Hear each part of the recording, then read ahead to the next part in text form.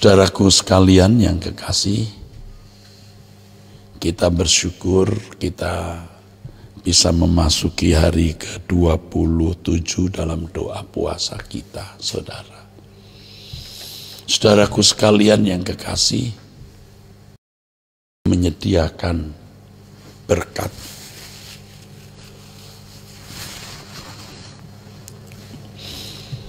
Berkat untuk kekekalan kita. Tuhan menyediakan berkat jasmani, sudah pasti, saudara, sebab burung di udara dia pelihara, apalagi kita. Tetapi Tuhan juga menyediakan berkat kekal. Ini yang tadi saya katakan sebagai berkat rohani. Berkat jasmani diberikan kepada semua orang. Apakah dia orang Kristen atau bukan, apakah dia umat pilihan atau tidak, semua mendapat berkat. Allah menyediakan berkat jasmani. Tetapi berkat kekal itu disediakan kepada umat pilihan yang dipersiapkan untuk dimuliakan bersama Yesus. Ini special blessing, special gift yang tidak diberikan kepada semua orang. Ini hanya diberikan kepada orang yang mengasihi Dia. Artinya juga tidak kepada semua orang Kristen, saudara. Sebab prinsipnya barang kudus itu bukan untuk anjing dan mutiara, bukan untuk babi. Allah menyediakan berkat kekal, berkat abadi untuk semua orang percaya sebenarnya. Tetapi yang benar-benar menerima berkat kekal itu adalah mereka yang mengasihi Allah. Sesuai dengan yang dikatakan dalam Roma 8 ayat 28. Orang yang mengasihi Allah itu orang yang mencari, orang yang meraih berkat kekal yang Allah sediakan, saudaraku. Jadi berkat kekal itu, berkat abadi itu disediakan Allah untuk umat pilihan.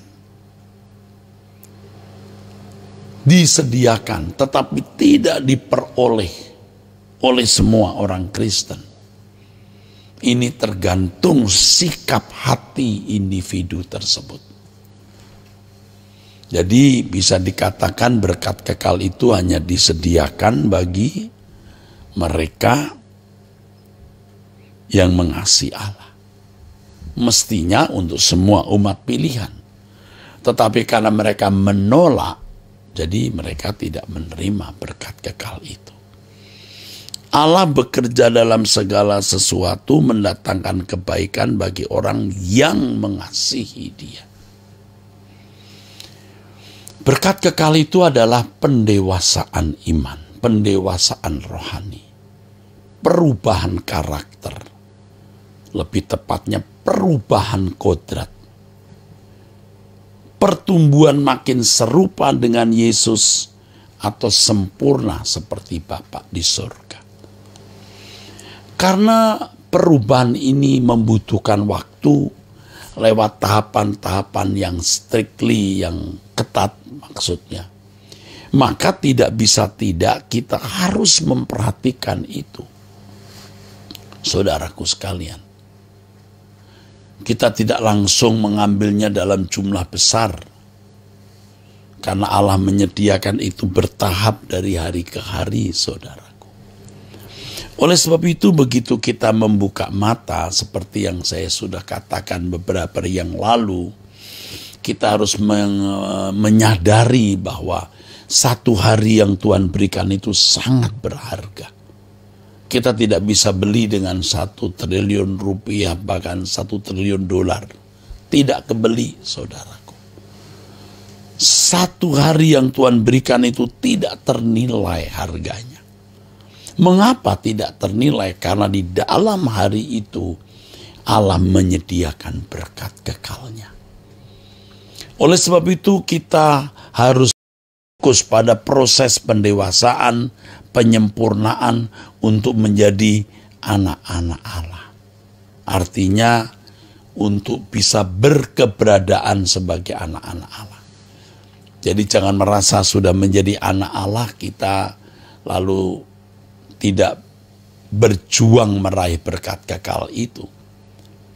Jangan merasa sudah selamat lalu kita tidak mengerjakan keselamatan. Banyak orang Kristen sebenarnya belum memperoleh keselamatan itu. Sebab keselamatan itu utuh kita terima setelah tahap demi tahap kita meraih berkat yang Tuhan sediakan. Jadi korban Yesus di kayu salib itu lunas, menebus semua perbuatan salah kita. Jadi kalau kita berkata, Bapa ampunilah dosa-dosaku, Bapa akan menjawab, dosa-dosamu telah dipikul putraku di kayu salib 2000 tahun yang lalu. Sekarang masalahnya dosa yang mana yang kamu akui, yang karenanya kau minta ampun. Dosa A misalnya. Nah, selesaikan itu. Kalau kamu tidak selesaikan, berarti kamu tetap di dalam dosamu. Tetap di dalam dosa di sini, kau masih dalam karakter dosa yang membuat engkau tidak layak bagiku. Nah, untuk menyelesaikan karakter atau watak dosa atau kodrat dosa, aku berikan berkat kekal secara bertahap setiap hari. Untuk menyelesaikan karakter dosamu. Dan kalau kita melakukannya dengan tekun dan setia, saudara, maka kita akan sampai pada kehidupan yang tak bercacat, tak bercela. Kehidupan seperti ini, kehidupan yang telah mengalami perubahan kodrat. Dan perubahan kodrat inilah yang melayakkan kita menjadi anak-anak Allah. Ketika kodrat kita makin berubah, maka kita layak menjadi anak-anak Allah.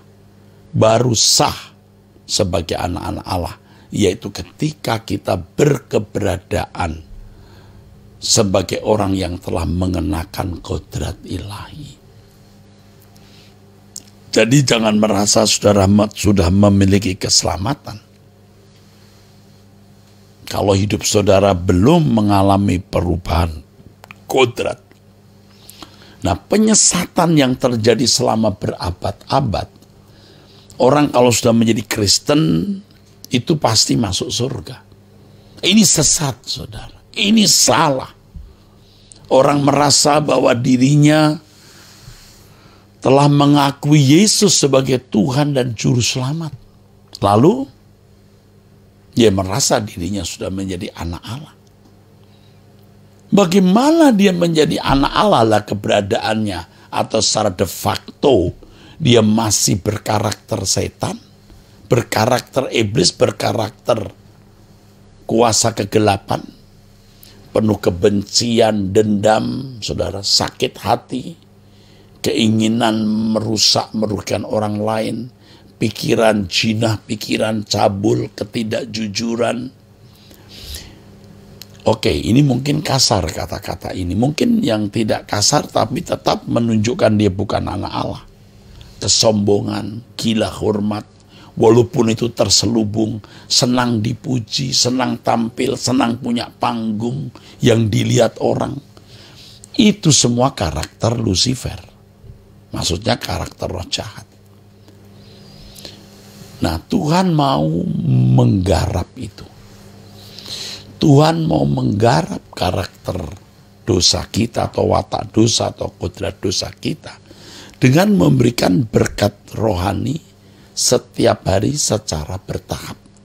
Lewat doa pagi seperti ini, lewat firman yang diberitakan, lewat proses kejadian-kejadian hidup di mana kita harus menyangkal diri dan kita bisa menemukan berkat Tuhan di balik peristiwa-peristiwa itu. Saudara, kalau kita nanti menutup mata, kita baru sadar sepenuhnya betapa berharganya setiap menit yang Tuhan berikan. lalu menjadi jam-jam yang berarti, lalu menjadi hari-hari yang berarti. Karenanya kita jangan tenggelam dengan berbagai masalah hidup yang pasti kita alami. Tapi mari kita fokuskan diri kita ke langit baru, bumi baru, seperti khotbah saya kemarin. Abraham memancangkan perhatiannya ke negeri yang Allah janjikan. Ia keluar Ur Kasdim. Ya saudaraku, nah ini yang Tuhan kehendaki. Lalu Tuhan garap dia bertumbuh imannya. Ini pesan yang Tuhan berikan kepada kita pada pagi ini. Saudaraku, nanti sore jam 6 waktu Indonesia Barat atau jam 18 waktu Indonesia Barat kita akan doa bersama. Ya, melalui Instagram, Facebook, website kami, Rehoboth. Dan saudara bisa onsite, bisa hadir di lantai 5 Mall Arta Gading. Puji Tuhan, mari kita berdoa.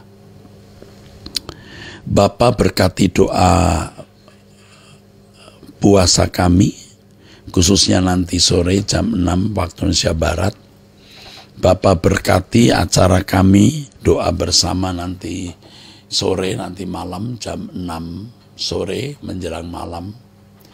Berkat-Mu dan kami akan menerima lawatan-Mu. Terima kasih Bapa, dalam nama Tuhan Yesus Kristus kami berdoa, kami bersyukur. Amin.